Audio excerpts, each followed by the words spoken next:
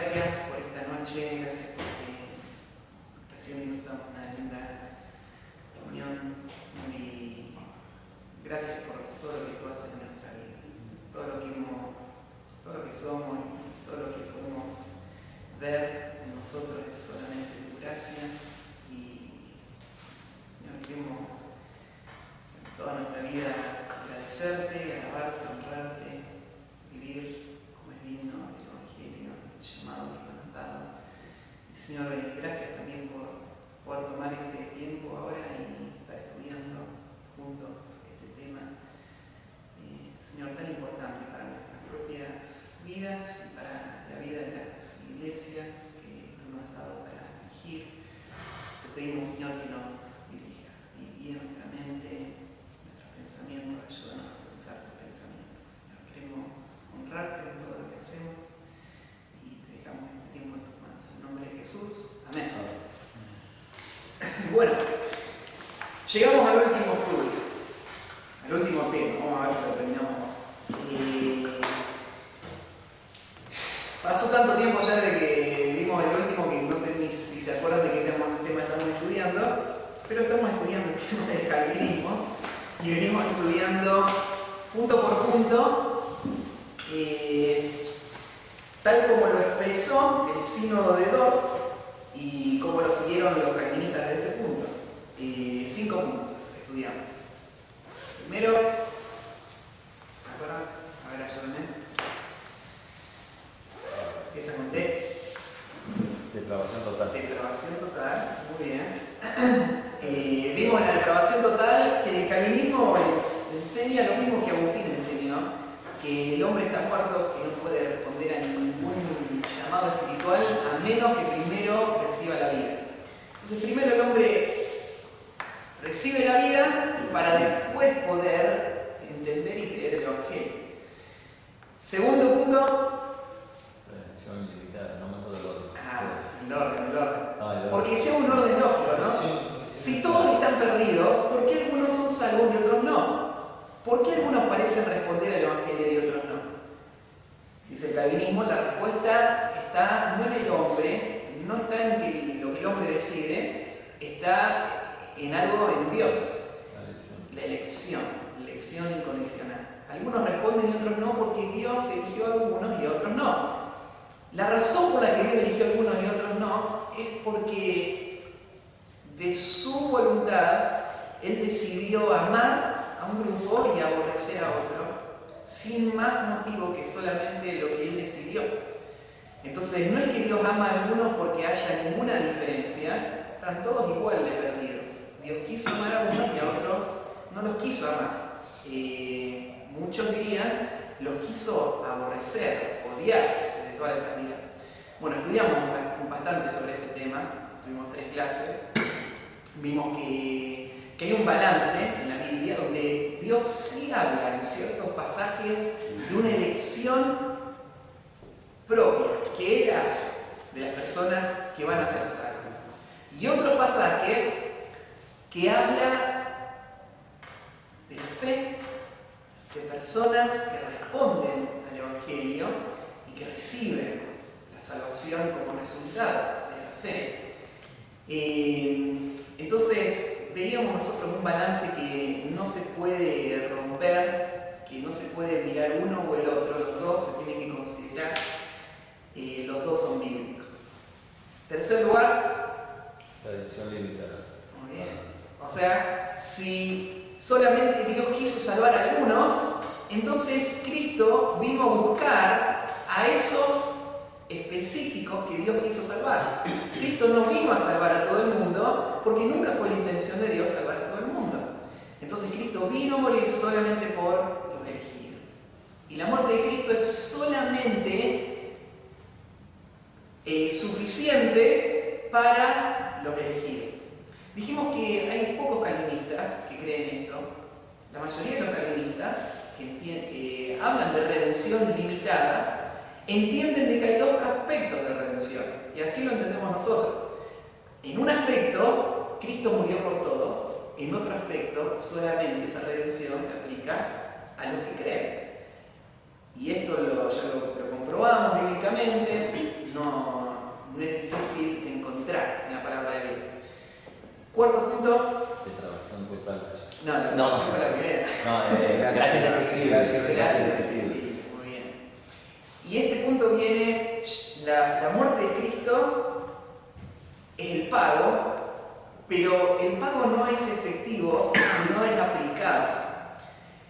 Y la muerte de Cristo se aplica a las personas de una forma irresistible. ¿Y por qué es irresistible? Bueno, porque lógicamente, si se podría resistir, todos lo resistirían. Si dependería de la voluntad del hombre depravado, todos lo resistirían. Si depende de la voluntad del hombre regenerado, nadie lo resiste. Entonces, como el hombre es regenerado, sin que Dios le pregunte o le consulte si quiere ser regenerado, siempre va a responder positivamente. Siempre va a decir sí al Evangelio, porque ya es una nueva criatura. Entonces, Dios le cambió la naturaleza sin que el hombre participe en la decisión si quería ser cambiado o no. Dios se la cambió y ahora el hombre no puede resistir porque su naturaleza ahora le dice que sí a Cristo. Ahora, veamos que este punto de todos es el que más estirado está, porque es un punto que se basa más en la lógica del sistema que en la revelación bíblica. Porque la revelación bíblica es muy clara de que la gracia sigue resistida, la resisten los incrédulos y la resisten los creyentes también a la gracia. Entonces, veíamos que no es bíblicamente sustentable. Y llegamos al último punto, que este punto, cuando arrancamos, hablamos de la importancia del primer punto. Dijimos, todo el sistema se construye sobre depravación total. Si vos entendés bien este primer punto, vas a poder entender todo el calvinismo. Si no, no lo entendés. Bueno, todo empieza en depravación total, pero todo termina en perseverancia de los santos. Este punto es muy importante para el calvinismo. Porque este punto, tal vez de todo lo que vimos hasta ahora, es uno de los que más efecto tiene en la vida cotidiana de la iglesia. Es uno de los que más afecta la forma como las personas experimentan su vida cristiana y su seguridad de salvación. Este último punto va a tratar de responder a estas preguntas que aparecen en el apunte. La pregunta que vamos a tratar de responder es: ¿puede una persona estar segura de que es salva en el presente y que se mantendrá salva eternamente? Perseverancia de los santos tiene que ver con este tema de seguridad. ¿Puede una persona estar segura que hoy es salva y que va a permanecer salva eternamente? Y la segunda pregunta es: ¿cuál es la base sobre la cual se fundamenta esa seguridad? ¿Cómo es que yo puedo estar seguro de que soy salvo y de que voy a seguir siendo salvo? Estas preguntas tal vez a vos te parecen sencillas, ¿no? Por ejemplo, yo te pregunto, a ver, Panchito, ¿vos sabés que sos salvo hoy? ¿Estás seguro? Sin ninguna duda. ¿Estás seguro de que vas a seguir siendo salvo eternamente? Por siempre. Por siempre. Es fácil, ¿no? Es más, la mayoría de la gente de la iglesia, vos la parás, le entras a la puerta, le preguntás si tiene su disolución, sí te dice. Ahora, aunque no lo veas hoy o hasta ahora, esta pregunta ha sido la causante de mucha angustia a través de toda la historia de la iglesia. Y ha causado angustia y ansiedad porque es una pregunta que es más difícil de responder de lo que nos parece a modo superficial.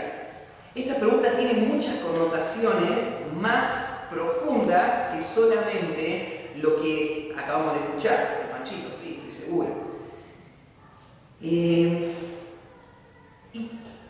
extrañamente, el calvinismo lo vimos desde un principio que trata de escapar del arminianismo, trata de escapar del concepto de el mérito humano, pero extrañamente el calvinismo y el arminianismo muchas veces a través de la historia han terminado en el mismo lugar.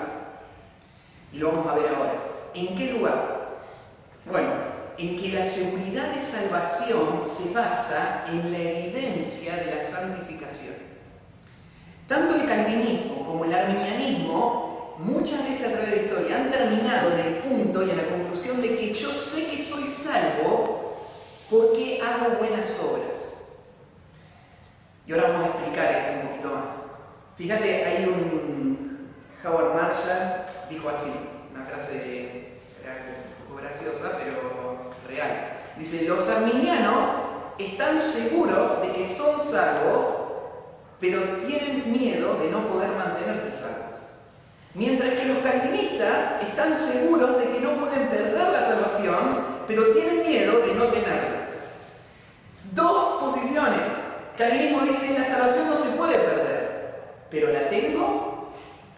El arminianismo dice: la salvación la tengo, pero la voy a mantener. Y al fin los dos puntos terminan en el mismo lugar. ¿Cómo sé que soy salvo? ¿Cómo sé que tengo la salvación? ¿O cómo sé que me voy a mantener salvo? La respuesta de los dos muchas veces fue la misma: si permaneces en las buenas obras, en el fruto de la salvación, en el fruto de la santificación. Bueno, vamos a arrancar estudiando qué es lo que el calvinismo dice en cuanto a este tema. Vamos a leer algunas afirmaciones. Por ejemplo, la Confesión de Fe de Westminster dice así: aquellos a quienes Dios ha aceptado en el amado, eficazmente llamado y santificado por el Espíritu, no pueden ni total ni finalmente caer del estado de gracia, sino que con seguridad perseverarán hasta el final y serán eternamente salvos. En el libro de Teología Sistemática, Berkhoff explica y da una definición prácticamente idéntica a la de Westminster. Dice: la doctrina de la perseverancia de los santos significa que aquellos a quienes Dios ha regenerado y llamado eficazmente a un estado de gracia no pueden caer total ni finalmente de aquel estado, sino que perseverarán con toda seguridad en él hasta el fin y serán salvos por la eternidad. Muy similar. Y más adelante, Berkhoff mismo dice: solo en las iglesias calvinistas es donde la doctrina se ha mantenido en una forma que proporciona seguridad absoluta. O sea, Berkhoff, como muchos calvinistas, dicen: la única forma en que una persona puede tener seguridad de salvación es si es calvinista. Si no es calvinista, no puede tener seguridad de salvación porque su teología no se lo permite. La pregunta que nos vamos a hacer más adelante es: ¿el calvinismo da seguridad? ¿Los referentes del calvinismo a través de la historia han creado un ambiente de seguridad para las congregaciones? Según Berkhoff, la única forma de tener seguridad es si vos crees en la perseverancia de los santos. Bueno, esta definición tiene dos partes que yo quiero que vamos juntos. La primera parte arranca diciendo: aquellos a quienes Dios ha aceptado en el amado, eficazmente llamado y santificado por el Espíritu Santo, no pueden caer. ¿Quiénes son los que no van a caer? ¿Quiénes son los que van a perseverar? Bueno, acá se toman el trabajo de explicarte que los que van a perseverar son las personas que realmente han sido regeneradas.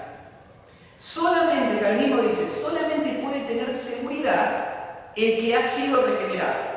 Y arranquemos por acá, es algo muy básico, pero algo importantísimo.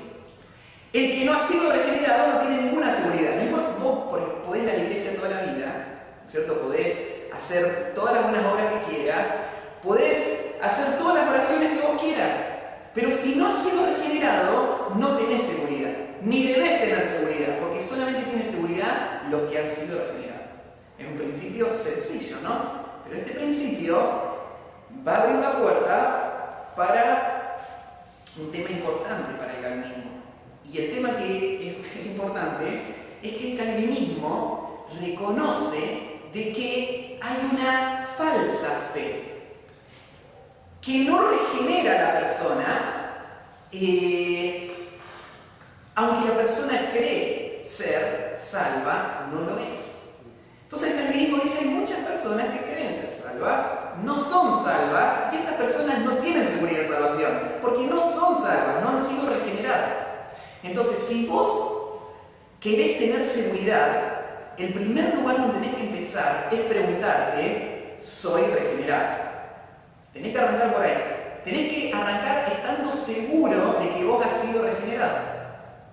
Fíjate cómo lo explica Sproul. Él dice así: con respecto a la seguridad de salvación, hay básicamente 4 clases de personas en el mundo. Primero, hay quienes no son salvos y no saben que no son salvos. ¿Quién sería esta persona? Por ejemplo, aquí dice uno que no son salvos y no saben que son salvos. ¿Quién es esta persona? Los que Inconversos, viven en el mundo, ¿no es cierto? Aún religiones falsas, ¿no es cierto? Que la persona, o la persona que no le interesa lo espiritual, ateo, no es salva y no sabe que no es salva. Segunda clase de persona, dice Sproul, dice, hay quienes son salvos y no saben que son salvos. ¿Quién sería esta persona? A ver. que no han sido verdaderamente regenerados. No, porque son salvos, pero no saben que son salvos. Las personas que vienen a la iglesia, que, ¿no? ¿Sería? Puede ser alguno que está en alguna ¿Qué era? secta, en alguna religión. ¿Alguna qué? En alguna religión. Sí. Pero no son. estas personas son salvas, van a ir al cielo, pero ellos no saben que son salvos. Elegidos. Y este grupo, yo no sé cuál es ese grupo. No han sido A regenerados. nosotros nos cuesta saber quién sería este grupo, ¿no? ¿Por qué? ¿Por qué nos cuesta a nosotros saberlo? Porque nosotros asumimos que el que es salvo sabe que es salvo. O sea, que un católico puede Pero ser. Sproul dice que no. Ahora, hay muchas personas que caerían en esta categoría para Sproul. Pero lo que Sproul está pensando acá, entiendo yo, son esas personas que no tienen seguridad de salvación. Son personas que no están seguras si han sido regeneradas o no, y que han sido regeneradas, son salvos, pero no lo saben con certeza, no lo saben con seguridad. O sea, según Sproul, una persona puede dudar de su salvación, no saber que es salva, pensar que no es salva y ser salva de todas maneras. Según Sproul puede suceder eso. Entonces tenés este grupo de personas que son salvos, pero que no saben que son salvos. Y ven toda su vida en angustia, ¿no es cierto? Y ansiedad, porque no saben si realmente lo son. O sea, es por el pentecostal en este caso, sería. Sí, como el pentecostal, y vamos a ver más adelante como muchísimos calvinistas a través de la historia. Ahora vamos a ver por qué. Porque si Sproul dice que el que no sabe que no es salvo, estaría condenando a muchísimos de sus héroes espirituales. Y ahora lo vamos a ver.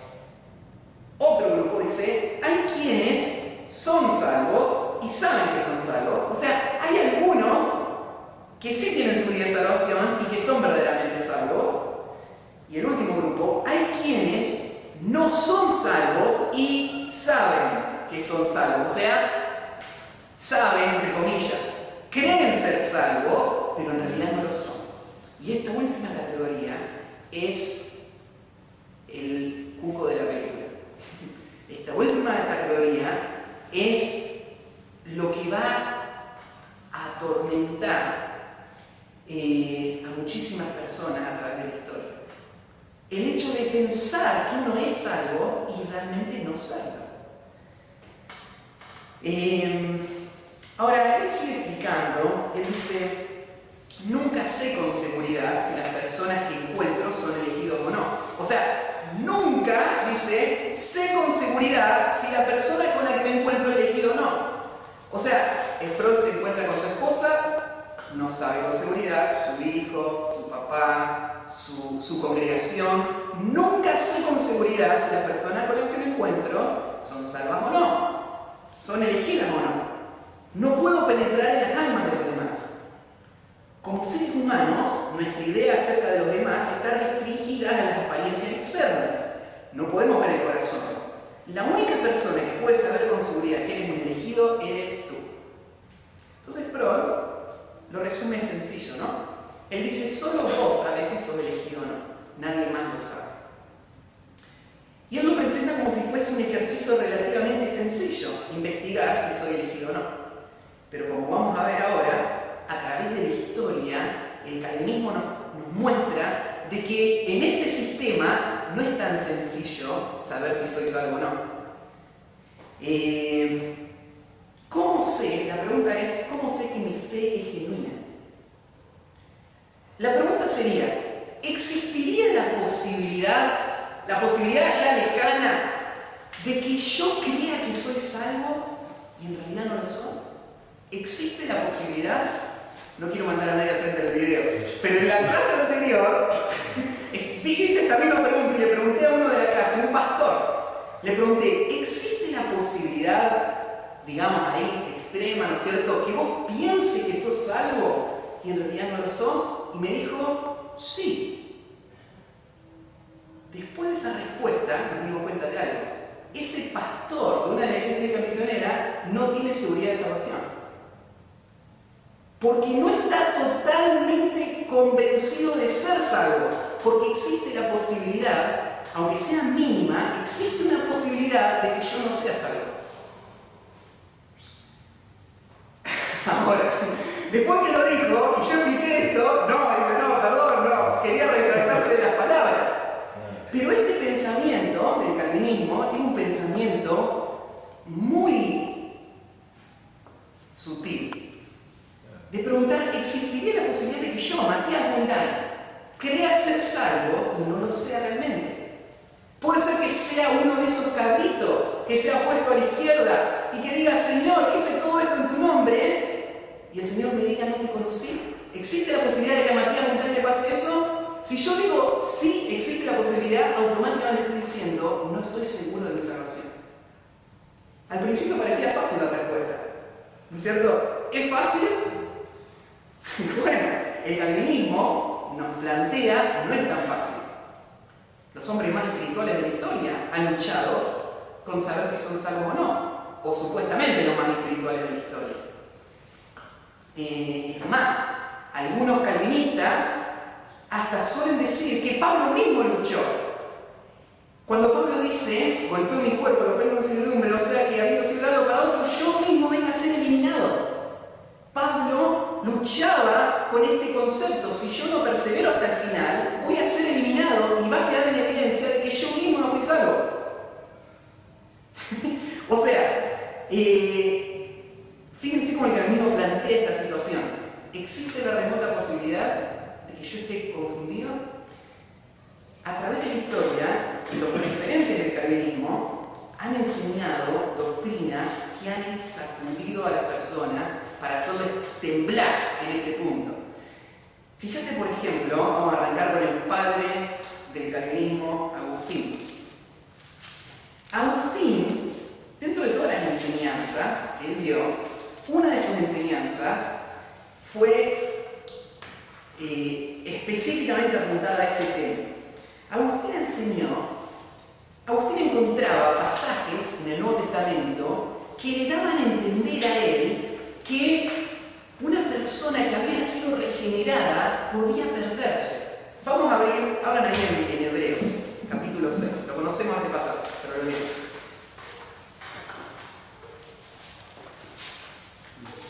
Hebreos 6. Versículo 4. Y dice: porque es imposible que los que una vez fueron iluminados, gustaron del don celestial y fueron hechos partícipes del Espíritu Santo, o sea, mira esta persona, fue iluminada, estaba en la oscuridad, recibió la gracia de entender el Evangelio, gustaron del don celestial, o sea, participaron del don, de la gracia de Dios. Estas personas participaron de la gracia salvadora. Gustaron del don celestial y fueron hechos partícipes del Espíritu Santo, hasta recibieron el Espíritu Santo que obró en sus vidas. Y asimismo gustaron de la buena palabra de Dios y los poderes del siglo venidero. Versículo 6. Y recayeron, es imposible, que sean otra vez renovados para arrepentimiento, crucificándonos para sí mismo al Hijo de Dios y exponiéndole a vituperio. O sea, pasajes como este han sido muy conflictivos a través de la historia. ¿A qué se refiere? ¿Esta persona era salva o no era salva? La explicación que da, la descripción, parece ser que está escribiendo una persona salva. El hecho de recaer significa que perdió aquello que había recibido. Significa, el pasaje da a entender que es imposible que otra vez sea renovado, y si no es renovado, permanece en pecado, y si permanece en pecado, puede heredar el reino de Dios. Entonces, todas estas preguntas han turbado a muchas personas a través de la historia. A vos te enseñaron ahí en el instituto y te dicen, no, es fácil, ¿no es cierto? Yo sé lo que vos aprendiste. Pero, por ejemplo, Agustín entendía de pasajes como este que Dios a veces obra en una persona, le hace ver la luz del Evangelio, le hace entenderlo, le permite creerlo al Evangelio, Dios le regenera con el Espíritu Santo, o sea, le ha hecho una nueva criatura, le hace participar de los dones y de la vida espiritual, pero Dios no le da a esta persona el don de la perseverancia. El don de la perseverancia es esencial para poder tener la salvación. Entonces, Dios no le da el don de la perseverancia a esta persona. ¿Por qué? Porque Dios no eligió a esta persona para salvación. Dios a diferentes personas le da diferentes niveles de gracia. Y a algunas personas hasta le da la gracia de ser regenerado, pero no la gracia de haber sido elegido para salvación. Entonces esta persona se aparta y peca y muere y va al infierno, aunque aún fue regenerado. Entonces, si vos crees en esta doctrina, te vuelvo a hacer la pregunta. ¿Vos sabés que sos salvo? Porque aún, vos me decís, bueno, yo creí. Perfecto. ¿Qué más? Recibí el Espíritu Santo. Perfecto. Soy una nueva criatura. Cristo me transformó. Yo le hablo todos los días. Él me responde. Perfecto. Siento convicción de pecado. Perfecto. Pero todo esto no significa nada. Porque una falsa fe puede contener todos estos ingredientes y aún no ser una fe genuina. Y aún vos ir al infierno. Entonces Agustín enseñó una doctrina que iba a abrir el camino para todo lo que los que siguen su pensamiento sigan construyendo sobre esta idea de que ninguna de estas cosas son garantía de mi salvación. Ninguna de las experiencias pasadas son garantía. La única garantía de mi salvación es mi experiencia presente. ¿Por qué? Porque cuando mi experiencia presente cambie, ya no hay más garantía. ¿Qué enseñó Calvino? Mirá lo que dice Calvino. Dice así: la experiencia demuestra que los reprobados, ¿quiénes son los reprobados? Los no elegidos, los que Dios nunca amó, nunca quiso salvar, pero ellos, dice, son afectados a veces en maneras similares a los elegidos, de tal manera que aún en su propio juicio no hay diferencia entre uno y otro. O sea, a veces pasa que un reprobado, que Dios nunca quiso salvar, experimenta lo mismo que un elegido. Y él mismo no se da cuenta, ni nadie se da cuenta de la diferencia entre el elegido y entre él. No que ellos realmente reciben el poder de la gracia espiritual, la segura luz de la fe, pero el Señor les convence y los deja sin excusa, poniendo en su mente el sentido máximo de su bondad que puede ser experimentado sin la adopción del Espíritu Santo. O sea, mira, esta persona, ¿cómo llegó acá a la iglesia? No es que llegó sola. El reprobado no es que vive en su pecado y llega sola. No, dice Calvino, Dios mismo, así como obra en uno para salvación, obra en otro para hacerlo llegar cerquita de la salvación, pero no hacerlo llegar a alcanzarlo. O sea, esto es obra de Dios. Dios es el que hace, el que produce la fe falsa. Dios es el que hace que la persona piense ser salva, pero no lo sea. Calvino dice, Dios es el que hace esta obra. Ni siquiera niego que Dios ilumine sus mentes hasta este punto en que ellos reconocen su gracia, pero esa convicción Él distingue del testimonio particular que Él da a los elegidos, de cual los reprobados nunca llegarán a obtener el resultado completo. Cuando Él se muestra propicio a ellos, no es que realmente les ha rescatado de la muerte y les ha tomado bajo su protección. Él solo le da una manifestación de su gracia presente. Solo en los elegidos Él implanta la raíz viva de la fe para que ellos perseveren aún hasta el final. Entonces, en los reprobados, muchas veces, dice Calvino, Dios le hace surgir una fe falsa, le hace creer que son salvos, le hace experimentar dones de su gracia, pero no les da la raíz verdadera de la salvación. Y los hace perderse para siempre y a los elegidos salvarse eternamente. Entonces vemos cómo Calvino Calvino construye sobre esta idea, ¿no? Vuelvo a la pregunta. ¿Cómo distingo si la fe que hoy tengo es la verdadera o la falsa? ¿Cómo sé que hoy soy salvo en el presente? Bueno, más tarde, Teodoro Beza, el sucesor de Calvino, tomó esta enseñanza y enseñó otro concepto, que es el concepto de la fe temporal. O, como él la llama también, un sabor de la gracia. Dios le da a ciertas personas un sabor de la gracia, una fe temporal. Y él construyó esta doctrina justamente al ver las personas que no perseveraban. ¿Por qué hay personas que no perseveran en la fe? Y él dice, bueno, porque Dios no les dio a ellos la fe verdadera. Dios les dio solamente un sabor de la gracia. Ellos lo gustaron, pero como Dios no les dio la salvación verdadera, estas personas se perdieron. Y la pregunta es, Teodoro Beza, ¿por qué es que Dios hace esto? ¿Por qué es que Dios a unos le da una fe verdadera y a otros le da una fe falsa? Y Teodoro Beza, la respuesta es, para hacer que su caída sea más dolorosa. La respuesta es, como Dios aborreció eternamente a los reprobados, Dios les hace experimentar un sabor de lo que sería la gracia, para que cuando se pierdan, la angustia de haber perdido esa gracia sea aún mayor. Es mucho más doloroso haber palpado y no tenerla que nunca haberla palpado. Entonces, como Dios le aborreció eternamente, Dios le da esta angustia extra que por toda la eternidad van a sufrir. Esta fue la enseñanza de este segundo sucesor de Calvino. Hacen a un Dios. Sí. Un Dios sádico, ¿no? Bueno, el próximo que quiero que veamos, en la próxima página, se llama William Perkins. Este hombre se lo conoce como el padre del puritanismo en la Iglesia de Inglaterra. ¿Han escuchado alguna vez acerca de los puritanos? Los puritanos heredaron la teología de Ginebra, de Calvino, y este hombre, William Perkins, fue el que se encargó de traducir al inglés los escritos de Teodoro Beza y de traducir los gráficos de Teodoro Beza para enseñar a las iglesias. Bueno, él señaló 5 pasos en una fe falsa.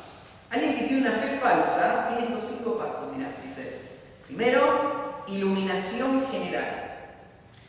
Ahí distingue, no es la iluminación específica, porque la iluminación específica sería el llamado efectual que vimos la vez pasada, que haría que la persona se salve. Pero esta es una iluminación que deja que la persona vea un poquito de la verdad del Evangelio y la entienda.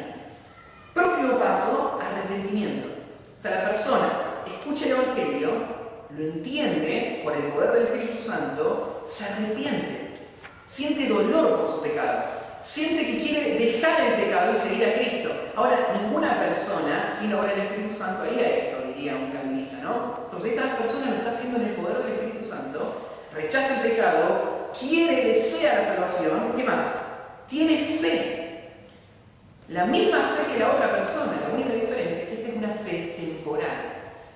Dios le da a esta persona una fe temporal. Cree en el Evangelio, entonces lo escuchó, lo entendió, se arrepintió, creyó genuinamente en el Evangelio. Desarrollo de tareas, o sea, sumisión a la iglesia. Esta persona reconoce la autoridad de la iglesia, escucha la enseñanza de la iglesia, sigue los principios de la iglesia. ¿Qué más? Tiene celo por la verdad. No solamente es algo fingido, es algo real y genuino. Ahora, todo esto es una fe falsa. ¿Y cómo se sabe que es una fe falsa? Bueno, porque es una fe temporal. Una fe que no persevera hasta el fin, es una fe que cuando se derrumba queda en evidencia que no tenía fundamento. Ahora, ¿cuál es la diferencia entre una fe falsa y una fe verdadera? Según la explicación de William Perkins, ninguna. No hay ninguna diferencia entre una fe falsa y verdadera. Las dos tienen iluminación, las dos tienen arrepentimiento, las dos tienen fe, las dos tienen obediencia iglesia, las dos tienen celo. La única diferencia es que una persevera y la otra no. Esa es la única diferencia. No solo eso, vemos la influencia que Perkins tuvo en su congregación. ¿Se acuerdan que Berkhoff dijo la única teología que puede traer verdadera seguridad es la doctrina calvinista? Bueno, la historia del puritanismo muestra todo lo contrario. Perkins como pastor, se pueden estudiar registros históricos, casi vuelve loca a las personas de su congregación. Ciertas personas de la congregación intentando suicidarse o haciendo actos de locura.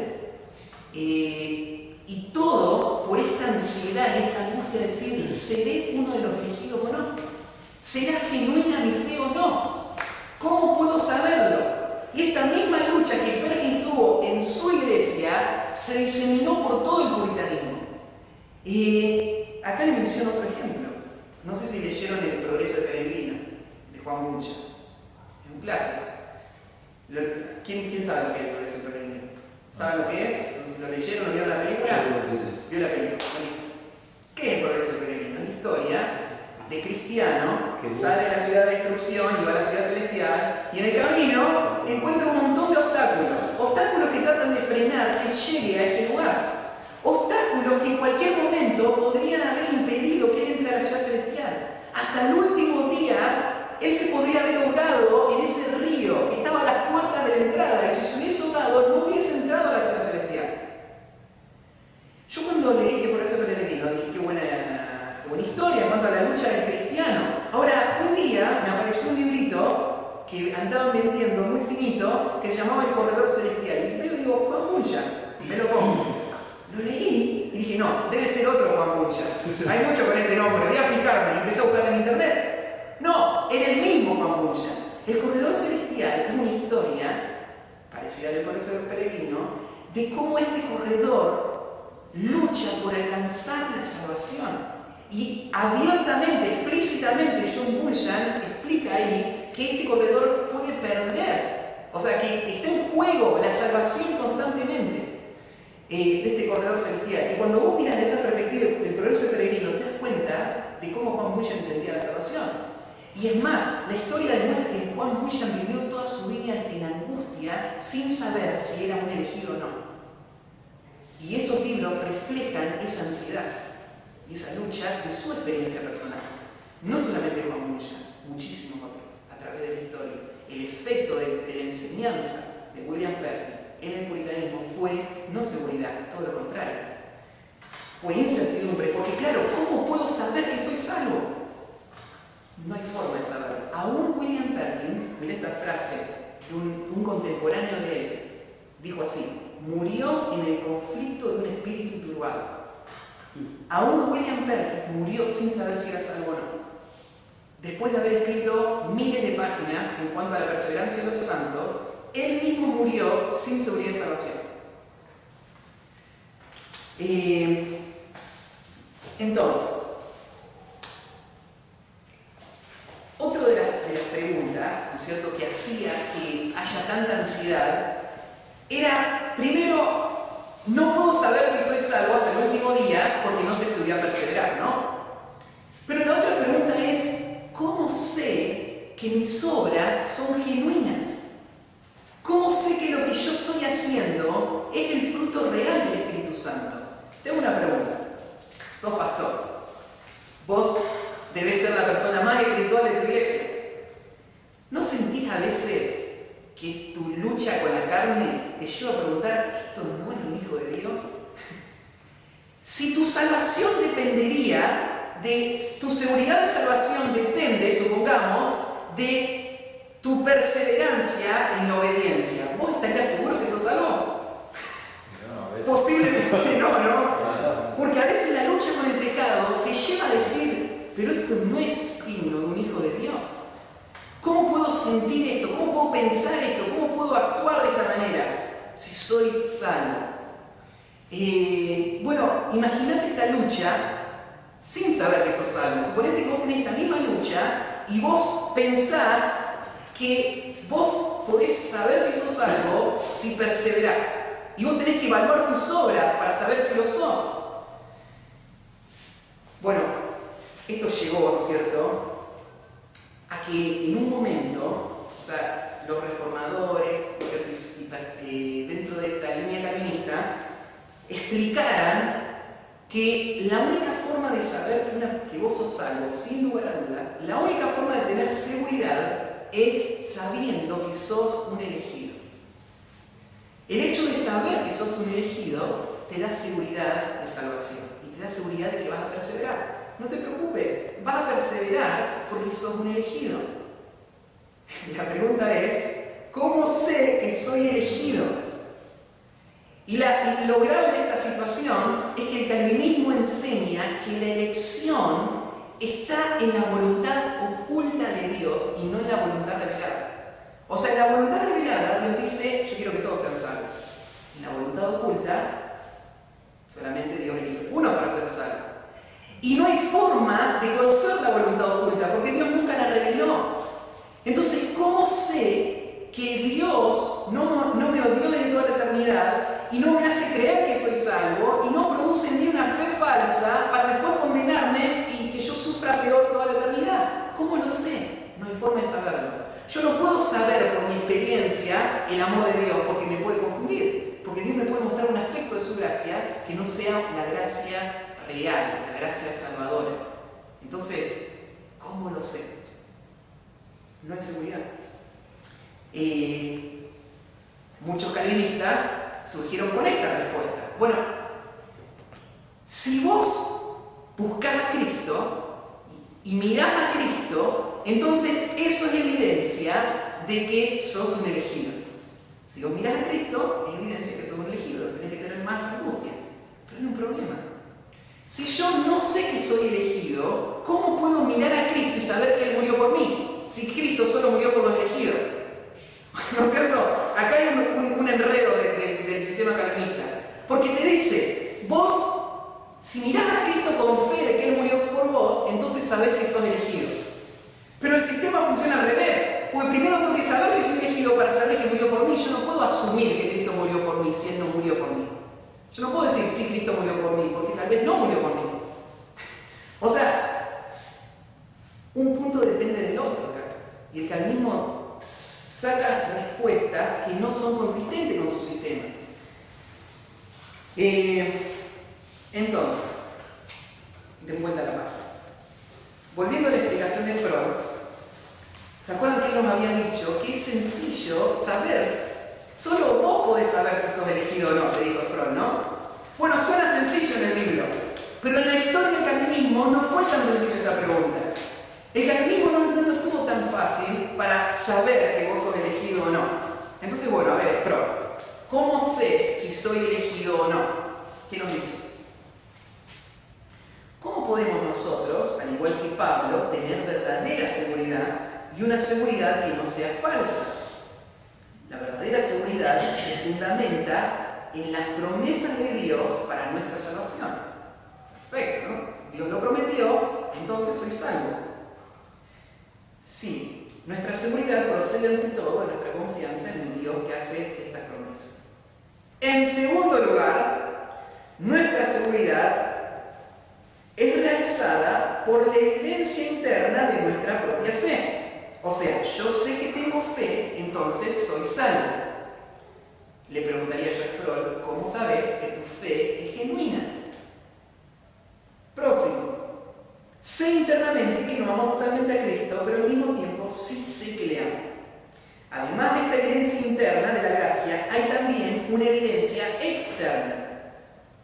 Debemos preguntarnos si vemos un cambio real en nuestra conducta, una vida externa real de la gracia. Una evidencia, externa real de la gracia. Entonces, ya nos digo tres cosas. Primero, confío en las promesas. Segundo, me fijo a ver si tengo fe. Tercero, miro a ver si los frutos de mi vida muestran la salvación. Y en cuarto lugar, se nos habla en las Escrituras acerca del testimonio interno del Espíritu Santo. ¿Me siento salvo? ¿Me dice el Espíritu Santo que soy salvo? Entonces lo soy. Esas son las cuatro maneras en que puedo tener seguridad de salvación. Bueno, Sproul lo explica con sencillez. Acá vemos nosotros que atrás de eso hay un sistema mucho más complejo. Cuando Sproul escribe este libro, no escribe para el común de las personas, no se pone a tratar profundidades teológicas. Pero si vemos la historia del calvinismo, es mucho más complejo que esto que nos dice. Es pro. En segundo lugar, ¿se acuerdan de esa definición que vimos al principio? De Westminster, que decía, a ver, vamos, vuelvan a primero. Decía, aquellos a quienes Dios ha aceptado en el amado y eficazmente llamado y santificado por el Espíritu, o sea, los verdaderamente salvos, no pueden ni total ni finalmente caer del estado de la gracia, sino que con su humildad perseverarán hasta el final y serán eternamente salvos. Entonces la segunda parte de esta definición dice que la seguridad viene, en primer lugar, porque sé que soy salvo, y en segundo lugar, porque persevero en esa salvación. Bueno, ¿qué significa para el calvinismo la perseverancia? Si vos lees algunos comentaristas calvinistas, te van a decir que no es que los que han sido regenerados no pueden caer en pecados graves, sino más bien que nunca pueden caer por completo del estado de gracia y dejar de alcanzar la salvación eterna. O sea, muchos calvinistas, todos, te dirían, perseverancia no quiere decir que vos no vas a pecar. Es más, no quiere decir que no vas a cometer pecados graves, muy graves, los más graves. Pero perseverancia significa que nunca se va a perder el fruto de la fe genuina. En este sentido, por ejemplo, hay un chico, yo he visto muchas personas alejarse de la iglesia. Algunas personas totalmente indiferentes al pecado, sin ningún dolor por la situación, murmurando, ¿no es cierto?, hablando mal, etcétera, etcétera. Otras personas que aún en el pecado, en el fondo del pozo, vos hablás, abrís la Biblia y hay vida espiritual, hay un quebrantamiento, hay un dolor, pero la persona se siente tan atada y esclavizada por temores, por angustias, que le atan y le llevan a vivir. Ahora, él podría ser libre, claro que sí. Cristo le ha hecho libre. Pero esa persona está en esa situación y vos no dudás de que esa persona ha sido regenerada, pero vive en una angustia constante en el pecado. Perseverancia significa que no hay gente que se aparta y está feliz en el pecado. Perseverancia significa que el que se aparta o el que vive lejos del Señor aún muestra fruto de esa regeneración que sucedió. ¿Y cuál sería el fruto? Bueno, la angustia del Espíritu Santo, ciertos frutos de fe, ciertos frutos de cosas que él sabe ser reales. No ha renegado, o sea, no ha renunciado a la fe, a la base de fe que él una vez tuvo. Entonces, para ellos, cuando te explican la perseverancia, te la explican desde este punto de vista. Te dicen, perseverancia significa que vas a mantener ciertos frutos. Ahora, en otros momentos, estos mismos autores calvinistas te dicen otras palabras que te dan a entender que una persona que está en pecado no puede ser salva. Nosotros lo hemos vivido, ¿no? En nuestras iglesias, uno de los puntos de conflicto más grandes que hemos tenido con calvinistas que vinieron a hacer lío, ha sido que ellos agarran a uno, ¿no es cierto?, y dicen, mira, vos no haciste la silenciosa una semana, no sos salvo, porque si no vos amarías a Dios, vos desearías tener comunión con Cristo. No sé, o sea, te doy un ejemplo extremo, ¿no? Pero que confrontan a personas que desde su perspectiva no tienen una evidencia de fruto espiritual y le dicen que no son salvas porque no ven este fruto. Entonces, ¿de dónde sacan estos calvinistas esta idea? Bueno, de los mismos calvinistas que por un lado dicen, no es que no pueden caer, pero por el otro lado dicen, no existe el creyente carnal. Existe el creyente espiritual o el no creyente. Y a veces con las afirmaciones que hacen, te están diciendo que el que está viviendo el pecado no es salvo. Por ejemplo, mirá, vamos a leer un par que aparece ahí en la punta.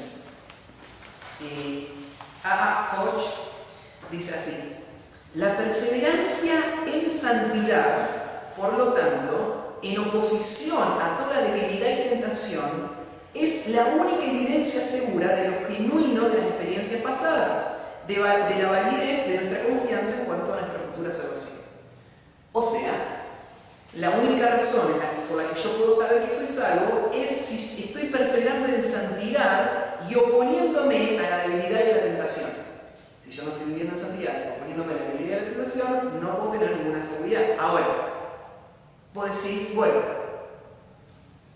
suena acertado.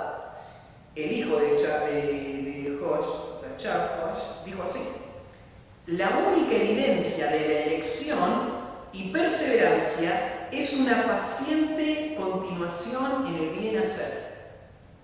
La única evidencia de que sos salvo es si vos pacientemente continuás haciendo el bien. Owen, un referente muy importante para el calvinismo, dice así: nuestro propio esfuerzo diligente es un medio indispensable para asegurar nuestra salvación. A menos que utilicemos nuestro esfuerzo diligente, no podemos ser salvos. Pink dice así, otro referente calvinista: aquellos que no perseveran en fe y santidad, amor y obediencia, sin duda perecerán. Entonces vos agarrás a estos jovencitos calvinistas, le das a leer Pink y él agarra y lee esta frase: aquellos que no perseveran en fe, santidad, amor y obediencia, sin duda perecerán. ¿Qué entiende esa persona? Entiende que el que cayó en pecado, está viviendo lejos del Señor, sin duda perecerá, porque no está perseverando en fe, obediencia, amor, en todas estas cualidades. Ahora, ¿no encontraste? ¿Te parece la hoja? Aquellos arrancan. Claro. O sea, por un lado, ellos sí, hay que explicar esto, ellos sí distinguen que perseverancia significa que el fruto de la fe genuina siempre va a estar, aún en medio del pecado, aún cuando haya caídas y aún caídas graves. Pero en otros momentos, los mismos autores calvinistas hacen afirmaciones que te dan a entender que una persona que está viviendo en pecado no es salva bajo ningún concepto. Bueno, ahí aparece una frase más. Fíjate, James White, otro calvinista moderno, él dice, habla en cuanto a la fe que permanece. Dice: Juan presenta un contraste dramático entre la fe continua, activa y viva, y la fe temporal de un momento en el tiempo. Aquellos que tienen fe continua tienen vida eterna, pero aquellos que tienen fe de una vez o temporal no tienen vida eterna. O sea, perseverancia significa dos cosas: perseverancia en el bien hacer y perseverancia en la fe. En resumen, Sproul termina uno de sus capítulos con estas palabras: si la tienes, nunca la perderás. Si la pierdes, nunca la tuviste. Fácil, ¿no? Este resume todo el pensamiento calvinista. ¿Qué significa perseverancia de los santos? Si la tienes, nunca la perderás. Si la pierdes, nunca la tuviste. Ahora, esto no responde a las preguntas que vimos al principio, ¿no? ¿Cómo sé si la tengo? La única forma de saberlo es si nunca lo pierdes. Si lo pierdes, nunca lo tuviste. Nosotros perseveramos porque Dios persevera. Y esto es un énfasis que hace el calvinismo. La perseverancia de los santos, y Sproul lo llama así, no es la perseverancia de los santos, sino la perseverancia de Dios. Dios mantiene a sus santos salvos. No es que los santos se esfuerzan por mantener su salvación. Dios nos mantiene salvos. Se expresa de esta manera, pero en la práctica vemos que hay una lucha de conflicto, un conflicto muy grande en este punto. ¿Por qué? Por ejemplo, hablamos recién de los puritanos. ¿De dónde viene el nombre puritano?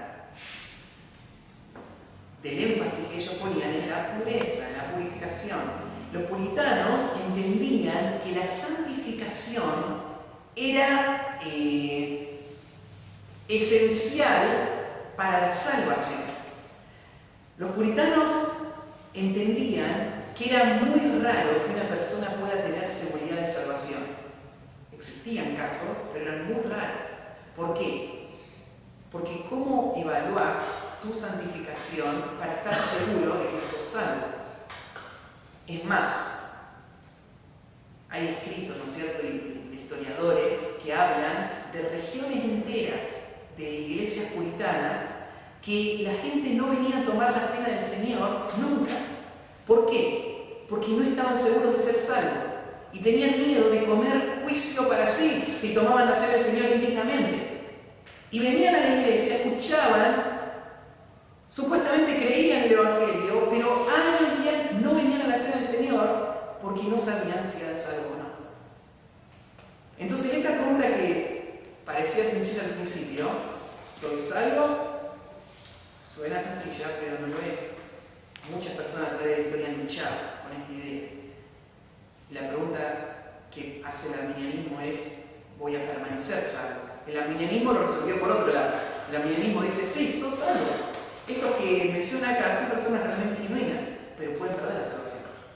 Y, por ejemplo, Moody enseñó esta postura del arminianismo, que personas que realmente habían sido salvas y no perseveraban, perdían la salvación. Así es. Moody enseñó esta postura. Se cayó un ídolo. La pregunta es, ¿cómo se interpretan estos pasajes que advierten de la apostasía? ¿Cómo se interpretan? Hay dos formas clásicas. Nunca fueron salvos, o fueron salvos y dejaron de ser salvos. Estas son las dos clásicas. Y cuando arrancamos la clase, yo le hacía unas preguntas a ver, en cuanto a la seguridad de salvación, y veíamos que, habiendo crecido en el ambiente que crecimos, nos parece fácil responder esta pregunta. Claro que soy salvo, claro que estoy seguro de que mi salvación no se pierde. Pero a través de la historia no fue la regla general que la mayoría de los cristianos estuvieron seguros de su salvación. Veíamos, ¿no es cierto?, dentro de estos dos grupos, calvinismo y arminianismo, muchas veces sus teologías les llevaron a serias dudas de si son o no son salvos. Ahora, la semana pasada decíamos que este tema no es un tema teórico nomás, no es un tema de teología, de una clase, es un tema sumamente práctico para la gente de la iglesia. Porque ahí es donde nace todo. Muchos calvinistas no solamente, dudan de su propia salvación. La semana pasada leímos un montón de citas de calvinistas mismos, sino que dudan de la salvación de todos los demás. Hay muchos calvinistas que creen que vos no podés estar seguro de la salvación de nadie fuera de vos mismo. O sea, yo no sé que nadie sea salvo, solo yo puedo estar seguro que yo soy salvo. Ahora, pensá un poquito en las implicancias que tiene eso. Imagínate que vos sos pastor de la iglesia. ¿Cómo pastoreás una congregación de la que no estás seguro que nadie sea salvo? ¿Cómo delegás ministerios espirituales a personas que no sabes si son salvas? ¿No es cierto? ¿Cómo le servís la cena del Señor a personas que no sabes si son salvas? ¿Cómo? O sea, hay un montón de implicancias. Ahora, veíamos que muchas veces la teología nos fuerza a lugares que nos sacan de la verdad bíblica. Pablo entendía y creía que era salvo y creía en la salvación de personas, hasta de personas que vivían en pecado. Citamos el ejemplo de Corinto, ¿no?, que Pablo le escribe a una iglesia muy desordenada y le dice a los santificados llamados a ser santos. Entonces, esta cuestión que estamos estudiando no es una cuestión teológica nomás, es una cuestión muy práctica que es importante tener claro en mi mente. Ahora, decíamos la semana pasada, ¿es necesario tener seguridad? Sí es necesario. Es necesario que el creyente viva seguro que es salvo y que va a permanecer salvo. Pero la pregunta es, ¿dónde se basa esa seguridad? Si yo le pregunto a alguien que pasa por ahí en la iglesia y le pregunto, ¿vos sos salvo? Sí, me dice. ¿Por qué sos salvo? Bueno, alguna persona nos va a decir, bueno, porque yo hice una oración en algún momento de mi vida, a los 5 años, los 10 años, los 15 años, Y soy salvo por eso, porque recibí a Cristo a través de esa oración. Entonces esa persona tiene como la base de su seguridad de salvación una experiencia pasada. Ahora eso es un poquito peligroso, ¿no? Porque la experiencia pasada de una oración no necesariamente quiere decir que esa fe ha sido genuina, ¿no? Me encuentro con otro y le pregunto, bueno, ¿y vos sos salvo? Sí, soy salvo. ¿Cómo sabés que sos salvo? Bueno, porque estoy viviendo una vida cristiana piadosa. Estoy honrando a Dios, estoy obedeciendo, estoy teniendo fe. Y esta sería la forma de responder, veíamos la semana pasada, de muchos de los calvinistas. Yo sé que soy salvo porque hoy mi vida lo demuestra. Si mi vida no lo demostrase, yo no sabría que soy salvo. Y eso, hablamos la semana pasada, que iba a traer un montón de cuestionamientos. Porque el calvinismo arranca con esta idea. Existe una fe verdadera y existe una fe falsa. Vos podés creer que crees en Cristo, vos podés hacer obras de una persona salva, podés cumplir con los requisitos, hasta podés sentir la obra del Espíritu Santo en tu vida, pero no ser salvo realmente. Entonces, cuando leíamos la semana pasada nos damos cuenta que si yo sigo la teología calvinista, tal como la explicaron sus líderes, es imposible tener seguridad de que yo soy salvo en el presente. Es imposible tener seguridad. Porque la única manifestación de mi salvación, o sea, la única seguridad que puedo tener de que soy salvo, es si yo podría entrar a la mente de Dios y saber que soy elegido. Porque si no es así, puede ser que yo esté autoengañado. Puede ser que yo crea que soy salvo. Y es más, aunque persevere hasta el fin, yo no sé si las obras que estoy haciendo son genuinas o no. Por ejemplo, en la parábola del Señor Jesús, las personas que llegaron delante de Cristo creían ser salvas. Y el Señor le dijo, apartados de mí, nunca os conocí. O sea, estas no son personas que se rebelaron, no son personas que apostataron, no son personas que se alejaron, son personas que se mantuvieron fieles. Y aún así, terminaron en el infierno. Entonces, el calvinismo no solamente dice que los salvos van a mantenerse en una conducta y una fe verdadera. Dice, aún personas que se mantienen en esa conducta y fe verdadera, puede ser que no sean salvos. Entonces, ¿quién es salvo? ¿Cómo podemos saber que soy salvo? Y terminamos la semana pasada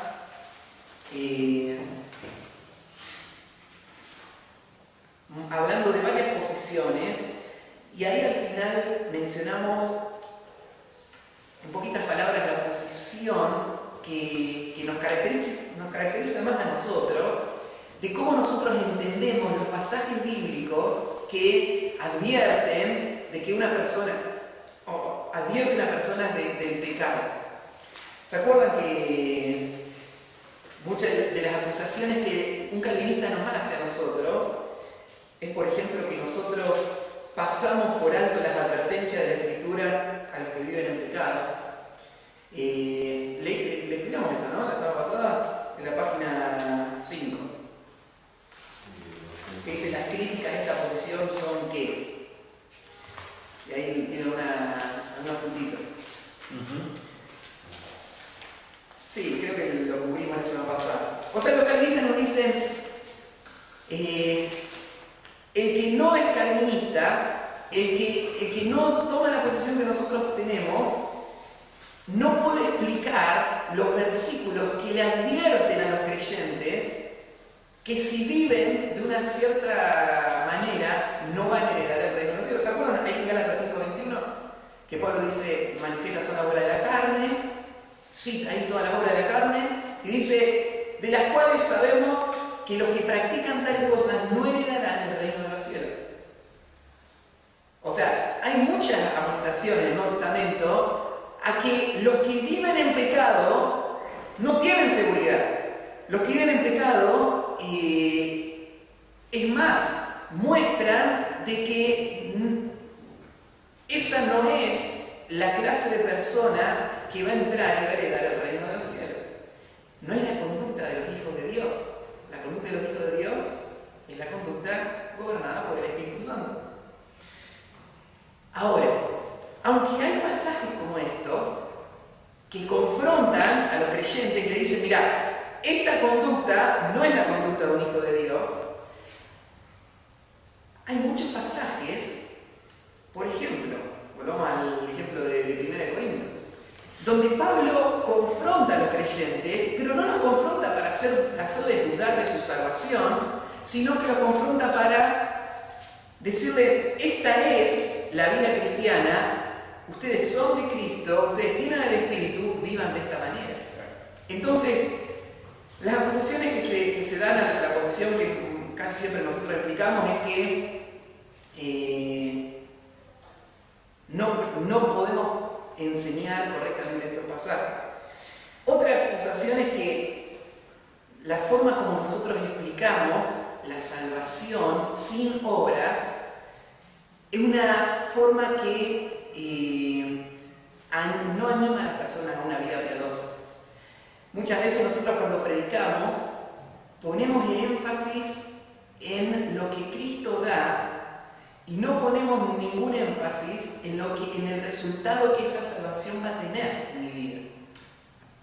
Yo les contaba la semana pasada, alguna vez escuché a alguien predicar y decir, lo único que vos tenés que hacer es recibir a Cristo, no tenés que dejar nada de tu pecado, ¿no es cierto? Eso va a venir después. Hoy Dios no te pide nada, solamente que creas en Él.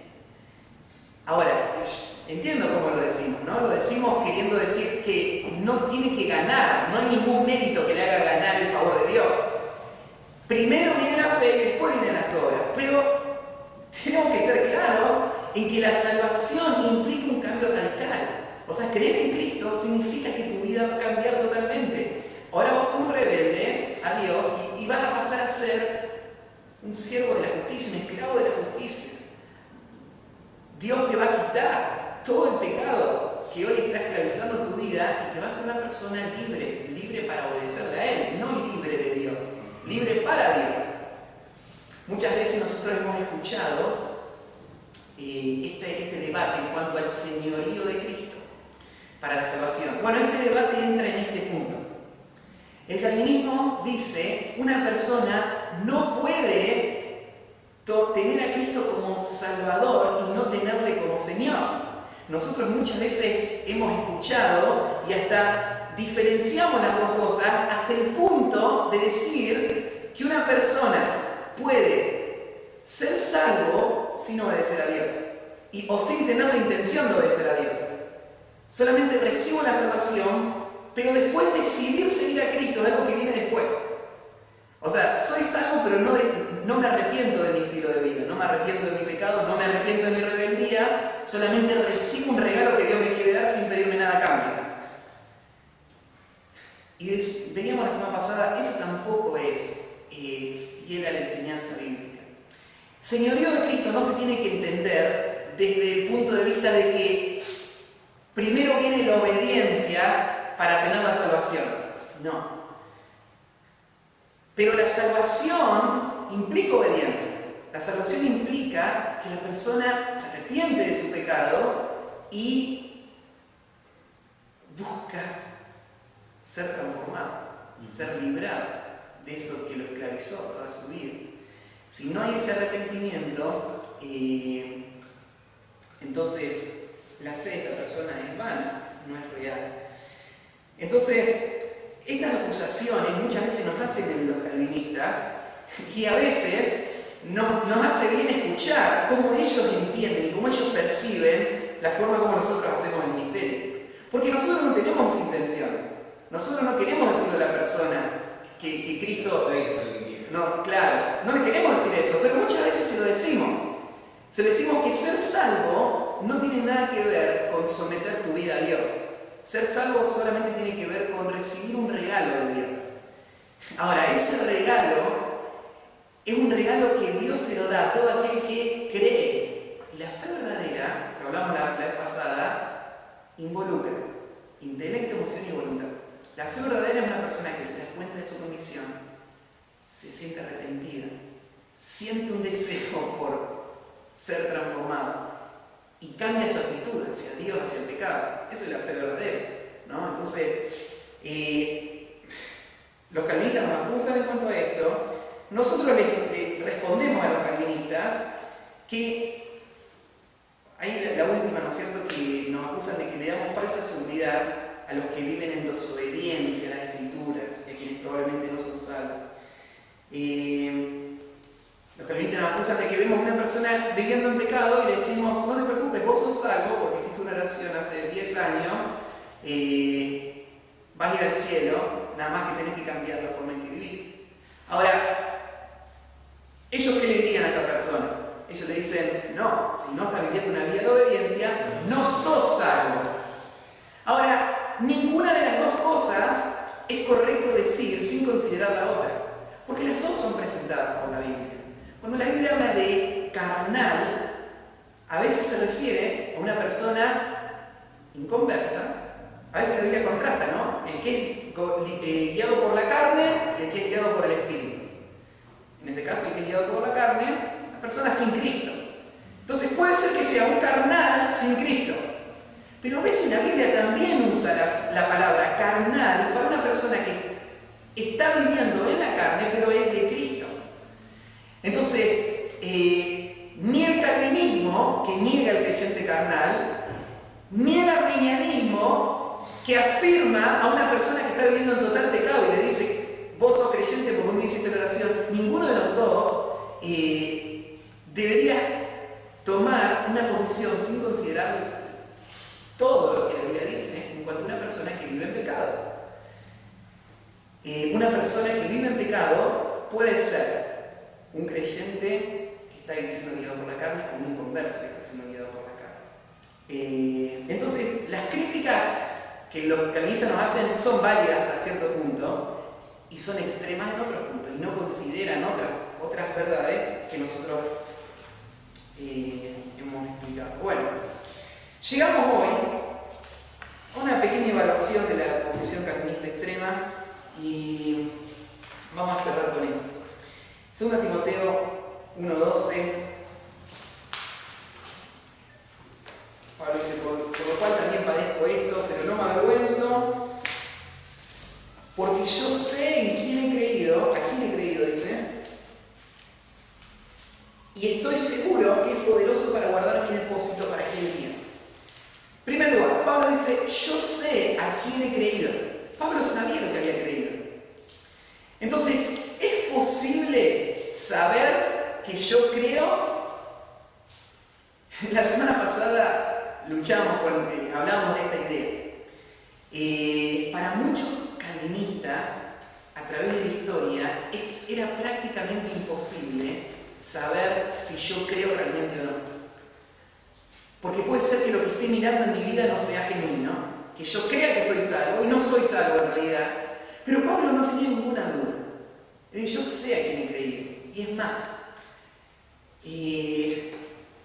muchos de los reformadores explicaron que saber que has creído es la esencia de la fe. O sea, el que cree sabe que cree. ¿No es cierto? Es la esencia de la fe. Fe es una convicción. Entonces, hay muchos pasajes, vamos a leer algunos, que aparecen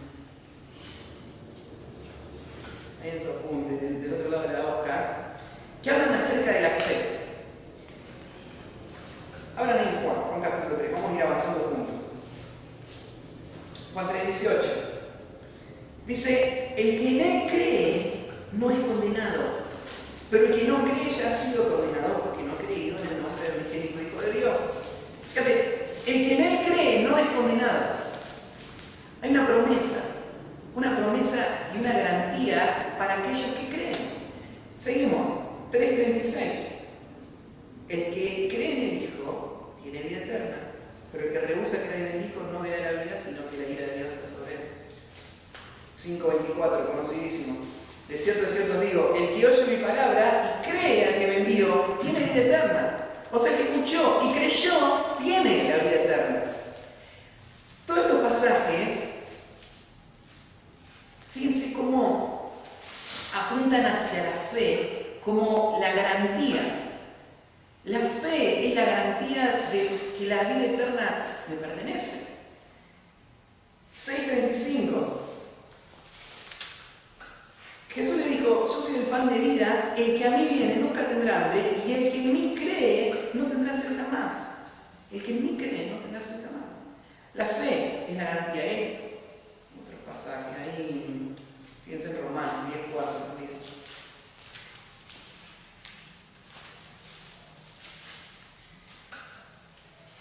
Porque el fin de la ley es Cristo, para justicia a todo aquel que cree.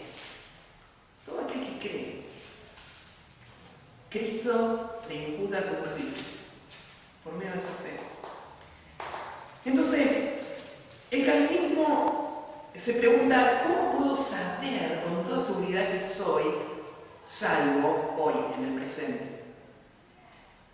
La respuesta son todos estos versículos que vamos a leer. El que cree tiene vida eterna. Y el que cree sabe que cree. Muchas veces rutas teológicas que tomamos nos hacen perder de vista principios tan simples como este. Yo me acuerdo, yo les he contado mucho de mi testimonio de que a los 5 años yo recibí a Cristo con mi mamá. Es la primera vez que tengo un recuerdo, todo me acuerdo claramente. Me acuerdo de mi pieza, me acuerdo de la cortina, el cubrecama, mi mamá. Era una tarde, me acuerdo cómo entraba el sol, me acuerdo que oré con mi mamá. Un montón de cosas me quedaban grabadas en la mente de esa tarde. Ahora, yo no me acuerdo de las palabras que dije, pero me acuerdo de algo. Yo ese día entendí que Cristo me había salvado. Y por muchos años nunca tuve ninguna duda. Yo sabía que yo tenía pecado, pero Cristo me había perdonado todos los pecados. Como a los 10, 11 años, empecé a tener un montón de dudas en mi corazón. Porque yo escuchaba a personas que contaban su testimonio y hablaban, ¿no es cierto?, de lo terrible que eran y cómo Dios transformó su vida. Y después se paraba el predicador y decía, miren que ustedes pueden ser convencidos y no convertidos. Convertidos implica una transformación total en tu vida. Y yo pensaba, ¿cuándo pasó esto en mi vida, no es cierto? Porque yo seguí siendo un chico, un niño, con mucha travesura, ¿no es cierto?, con mucha rebeldía. Y yo decía, ¿cuándo pasó esto? ¿Será que yo habría nacido de nuevo realmente? Y yo hacía oración esperando que ese día todo cambie. Y nunca pasaba. Y hacía oración una vez, otra vez, otra vez. Y yo tenía muchas dudas en mi corazón. Y una vez ahí, de nuevo, con mi mamá, le conté. Y nos sentamos y mi mamá me llevó de nuevo a varios de estos pasajes que yo le leí recién. Mi mamá me decía, mira, Mati, la salvación no es un sistema, no son palabras, no es una estructura. El Señor hace una promesa. El que cree tiene vida eterna. ¿Vos crees? Y yo en ese día me puse a pensar. Y yo digo, claro, yo creo. Yo no sé cómo pasó. Estoy casi seguro que ese día fue el cuándo, a los 5 años. Pero si no fue ese día, no lo sabría decir. Pero yo sé que creo. Y Dios me hace una promesa. Si creo, tengo vida eterna. ¿Y por qué voy a seguir dudando de las promesas de Dios? Si Él me lo promete, lo tengo.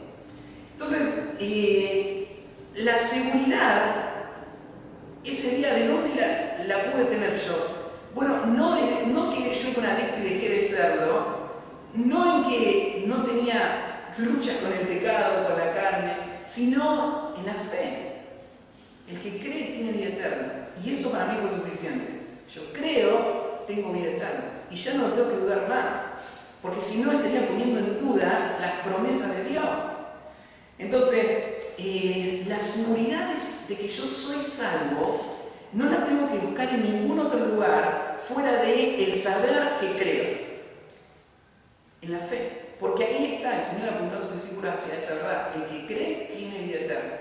Ahora, es verdad que el calvinismo nos diría, bueno, pero ¿cómo sabés que crees? ¿Cómo sabés que tu fe es genuina? Es verdad que existe una fe falsa. Es verdad que hay que hay una fe verdadera y una fe falsa. Hay en el apunte, yo les puse lo mismo que hablábamos recién, que la fe verdadera tiene varios ingredientes. La fe verdadera tiene que ver primero con algo que yo sé. Sin información no hay salvación. O sea, la fe viene por el oír por la palabra de Dios. Tiene que haber un mensaje claro, comunicado de la palabra de Dios para que yo pueda tener fe. Entonces, la fe afecta el intelecto. No solo el intelecto, la fe afecta también las emociones. Nunca me acuerdo, a veces se me mezclan las personas que he leído, que he escuchado. Pero me acuerdo que había alguien que decía así, hay una diferencia muy grande entre, por ejemplo, cuando uno está mirando una pintura, entre saber que esa pintura es hermosa a apreciar la hermosura de esa pintura.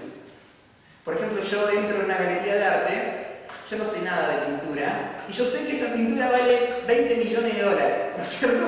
Y yo la miro y yo digo, debe ser hermosa, porque para que valga tanto, algo especial debe tener.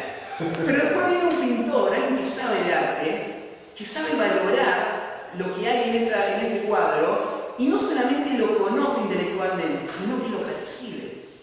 Él mira los colores y se siente movido, ¿no es cierto?, a gozo, admiración, que yo no lo siento. Y ese autor decía, pasa lo mismo con la fe. La fe falsa es una fe que hasta puede saber la información correcta. Puede saber que Dios es amor, que Cristo murió en la cruz, que yo soy un pecador, que si le pido a Cristo Él me salva y yo se lo pido. Ahora, una cosa es saberlo intelectualmente, otra cosa es percibirlo. La fe verdadera es una fe que es movida a afectar todo lo que uno es. Uno siente el arrepentimiento, uno siente la convicción de pecado, uno siente el deseo por la justicia, uno siente el amor a Dios. Y esas cosas no se pueden explicar con una fórmula. Esas cosas son cosas que uno experimenta, que son muy difíciles de percibir de afuera, pero que son parte de la fe genuina. Entonces, ¿yo puedo saber que soy salvo? Bueno, tiene que ver con he conocido, entendido, he experimentado, y tiene que ver con la voluntad. Mi voluntad ha sido movida. ¿Movida de qué? De ser un rebelde a ser un amador de Dios. No quiere decir que no me rebelo, no quiere decir que en ocasiones no le doy la espalda a Dios, pero quiere decir que en mi corazón hay una nueva inclinación que antes no estaba, una inclinación a amar a Dios, un deseo, ¿no es cierto?, de buscarle a Él. Entonces, con esto no estoy diciendo que cuando yo digo que mi única seguridad tiene que ser mi fe, no quiere decir que mi seguridad tiene que ser que hice una oración y nunca cuestionar esa oración. No, yo tengo que evaluar si mi fe es genuina o no. Pero la evaluación de mi fe no es algo que la Biblia no lo presenta como algo que me perturba toda la vida y que me muero por ansiedad sin saber si soy verdaderamente salvo o no. La Biblia lo presenta como algo natural. El que cree tiene vida eterna. Entonces, la Biblia nos dice que puedo saber que soy salvo. ¿Puedo saber que voy a permanecer salvo? Bueno, ahí están los... Mirá, recién cuando estaba haciendo el repaso, me adelanté en el apunte y lo que le estaba explicando no lo habíamos visto la semana pasada.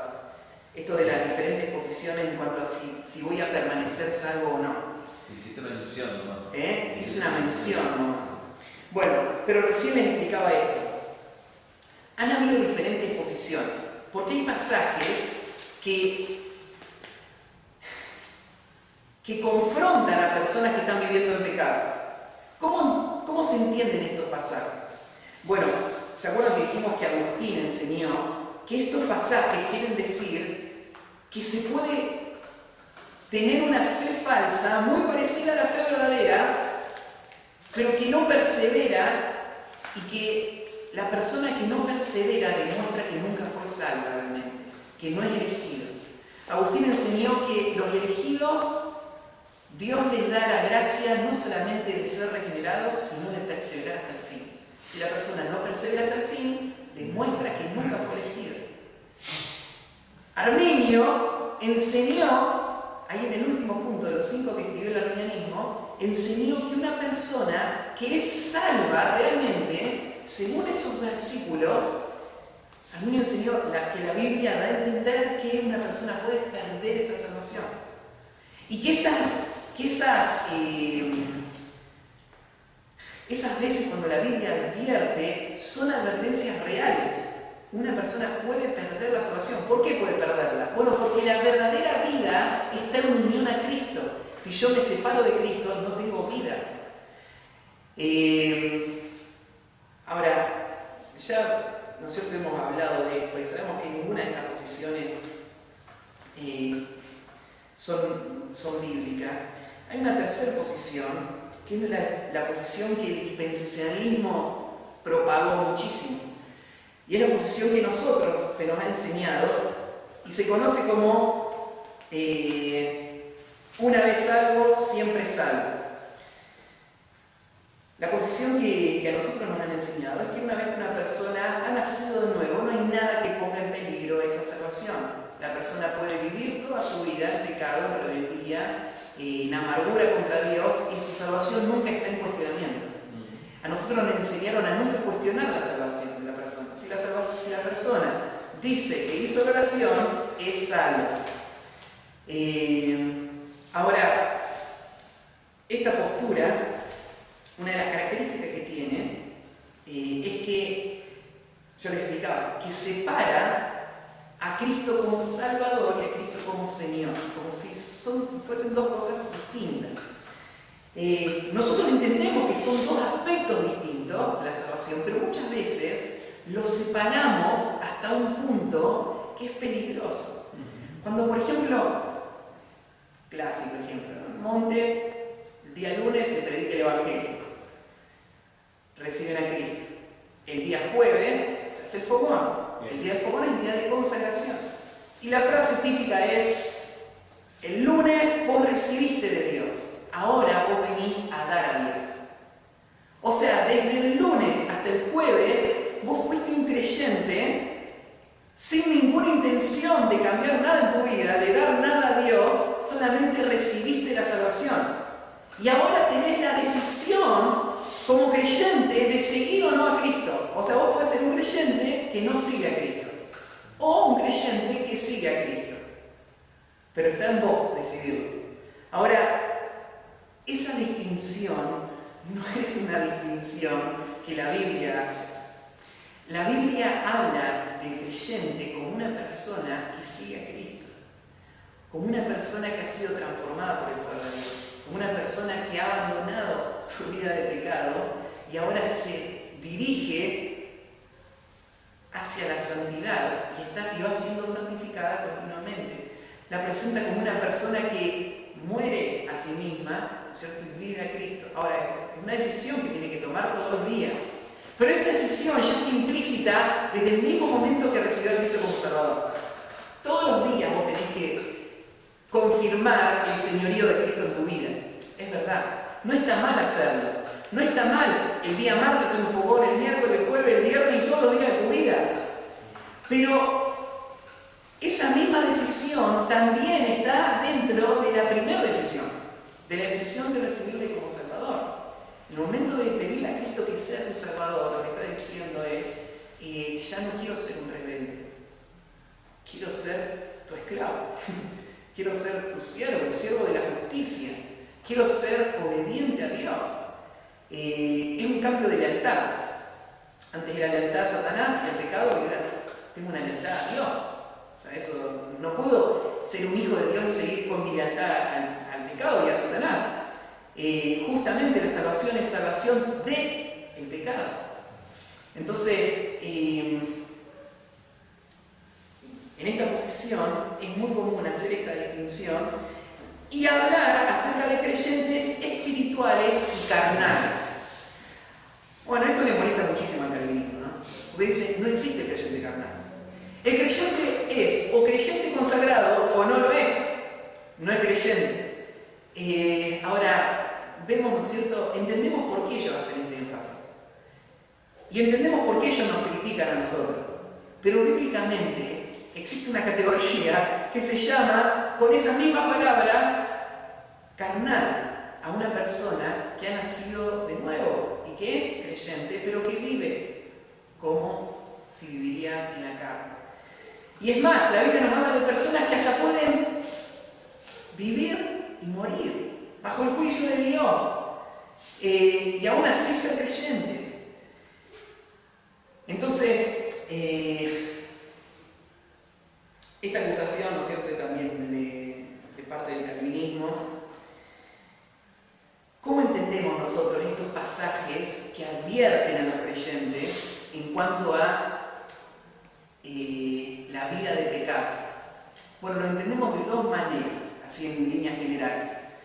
Hay varios pasajes que las advertencias no tienen que ver con juicio eterno, sino con consecuencias temporales.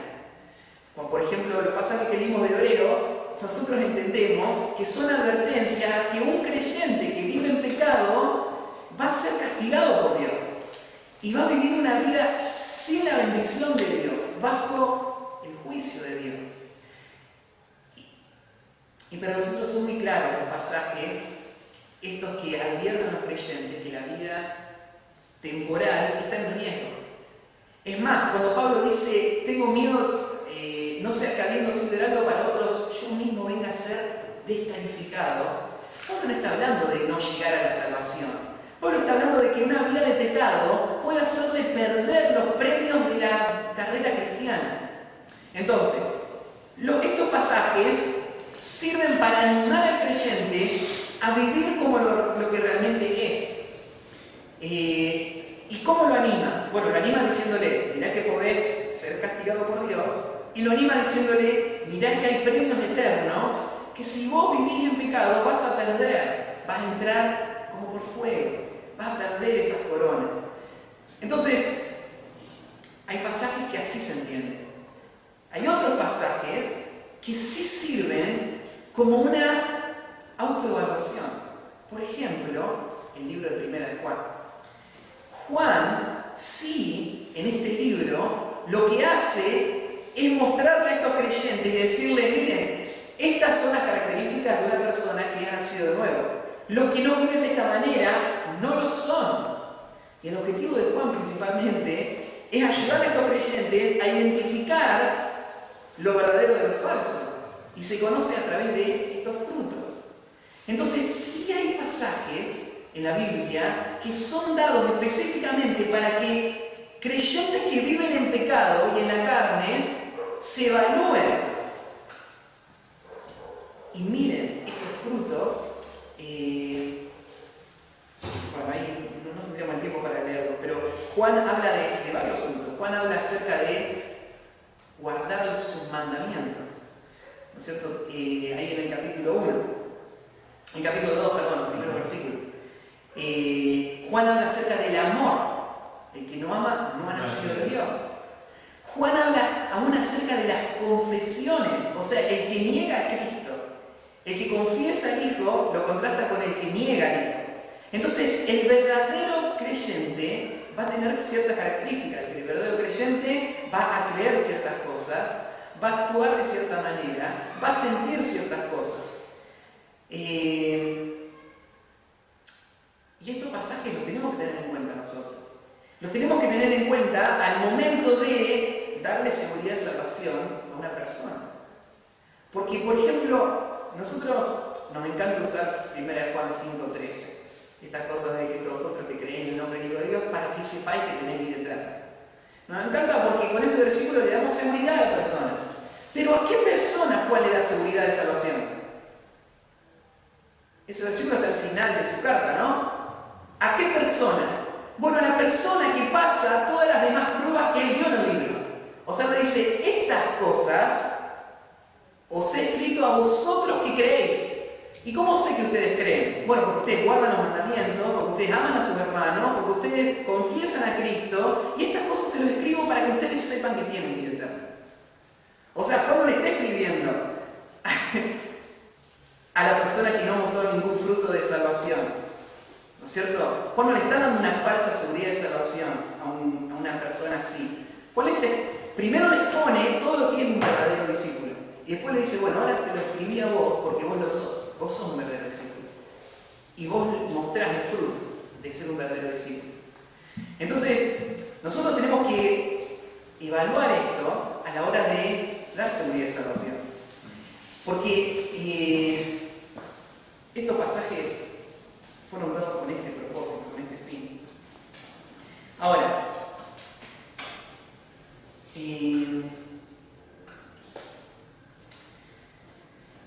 en resumen,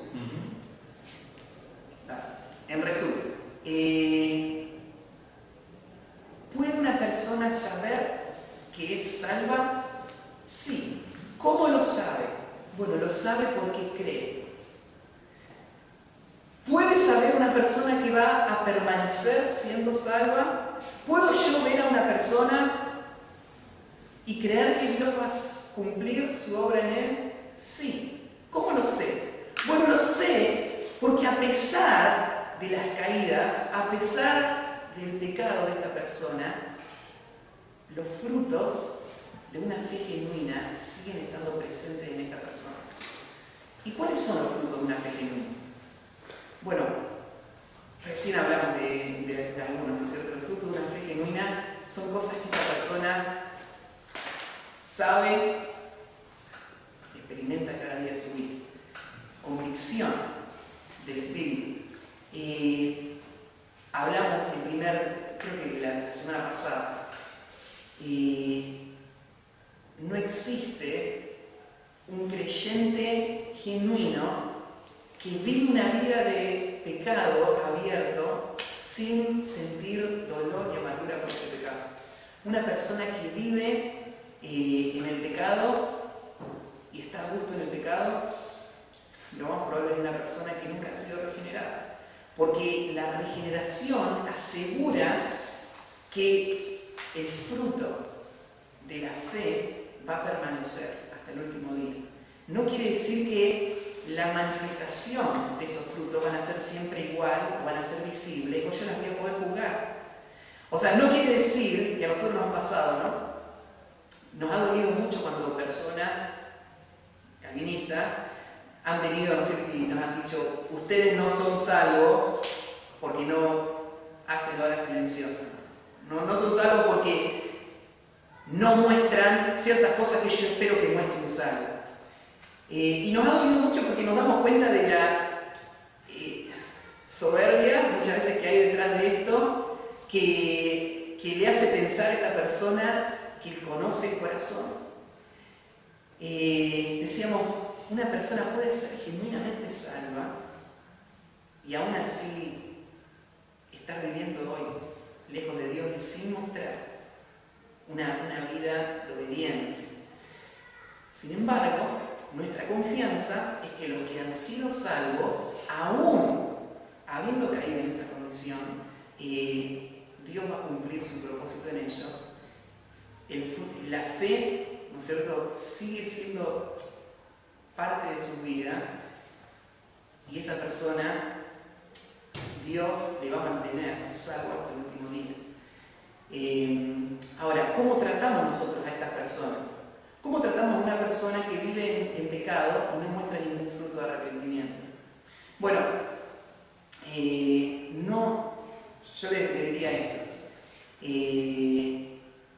El llamado del Señor, cuando Él le dijo a sus discípulos que tienen que, cuando ves que tu hermano peca, ven y repréndele, si no lleva un testigo, si no lleva a la iglesia, si no te lee por gentil y publicano.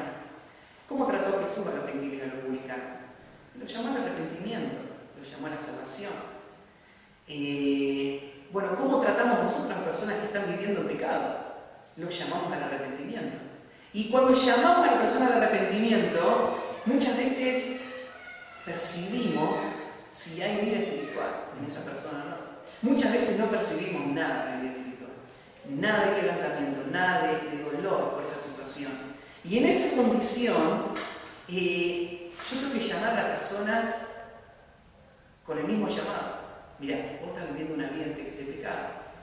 La Biblia dice que las obras de la carne que vos estás manifestando son obras de personas que no van a heredar el reino de Dios. Entonces, vos tenés que evaluar tu vida. Y tenés que evaluar tu vida porque hoy tu vida no está mostrando fruto de una vida que realmente ha sido transformada por Dios. Y llamar a la persona al arrepentimiento. Si es verdaderamente salva, que pueda volver al Señor. Y si no lo es, que estos pasajes puedan servir para despertarle a la realidad de que ha puesto su confianza en algo falso. Hay muchas personas que confían falsamente en una experiencia.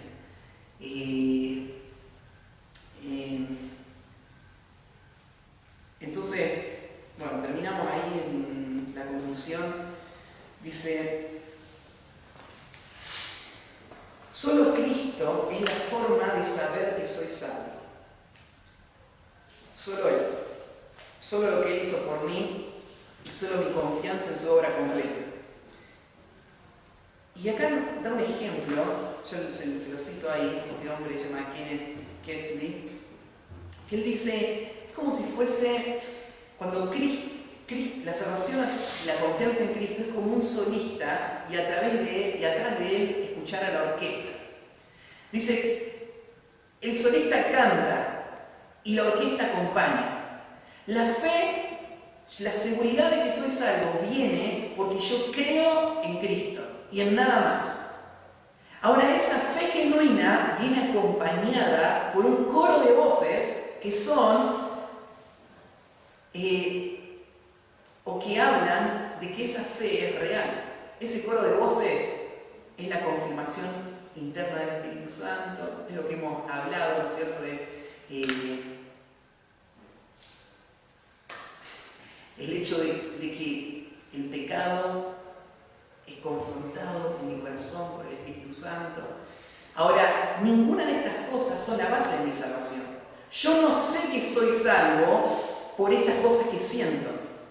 Yo sé que soy salvo porque he creído y nada más. Todas las demás cosas acompañan esa convicción. Otro ejemplo que da acá, él dice, es como el amor de Dios. Yo sé que Dios me ama porque la Biblia me lo dice y lo creo de todo corazón. Ahora, no siempre me siento amado por Dios. No siempre experimento el amor de Dios de la misma manera. A veces estoy pasando por alguna prueba, por angustia, ¿no es cierto? Por persecución, por dolor. Y en ese momento yo no cuestiono el amor de Dios porque no lo siento. No, mi amor por Dios no está en duda porque yo lo creo, sienta lo que sienta. Viva lo que viva, yo lo creo. Lo mismo dice la fe. Yo sé que soy salvo porque he creído en Cristo. Hay veces que mi vida manifiesta un amor a Dios real, ¿no es cierto? Una obediencia, una vida que honra a Dios y veces que mi vida manifiesta desobediencia, manifiesta rebeldía, manifiesta... Ahora, esas cosas no son mi seguridad, porque si ahí estaría mi seguridad, nunca la podría tener. La seguridad es que yo he creído en Cristo, y eso es todo lo que necesito. Y Cristo prometió, el que cree, tiene vida eterna. Yo he creído, la tengo. Bueno,